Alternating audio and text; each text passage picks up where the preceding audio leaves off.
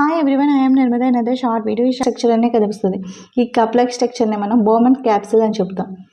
Cup like structure, Bowman capsule ఏ స్ట్రక్చర్లో కనిపిస్తుంది అని అడగచ్చు.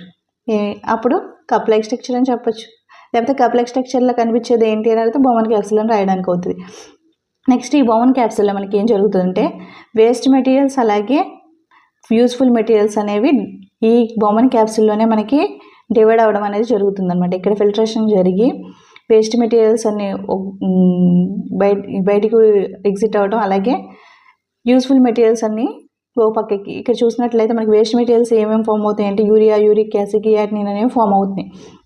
ఇలా ఫామ్ అయిన వేస్ట్ మెటీరియల్స్ యూరిన్ దీన్నే మనం యూరిన్ అంటాం. ఇక్కడ మనకు ఇంకో క్వశ్చన్ అడుగుతాడు. ఇక్కడ మనకి హౌ టు ఫామ్ యూరిన్ అంటాడు. యూరిన్ అనేది ఎలా ఫామ్ అవుతుంది అని అడుగుతాడు.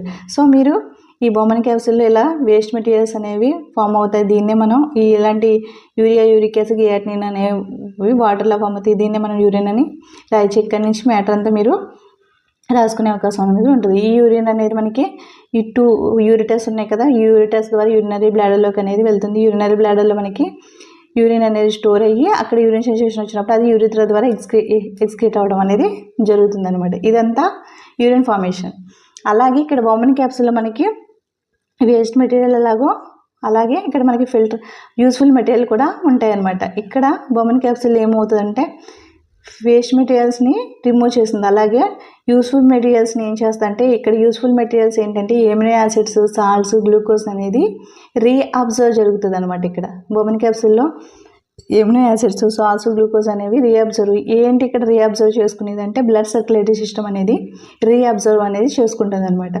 ఇక్కడ మనకి యూస్ఫుల్ మెటీరియల్స్ అయినా బ్లడ్ రీఅబ్జర్వ్ చేసుకునే మెటీరియల్స్ ఏంటి అనేది కూడా అడిగే అవకాశం అనేది ఉంటుంది అనమాట.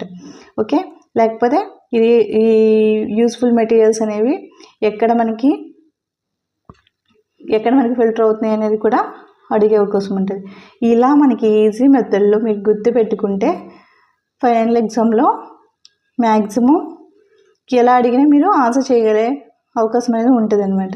Okay, thank you.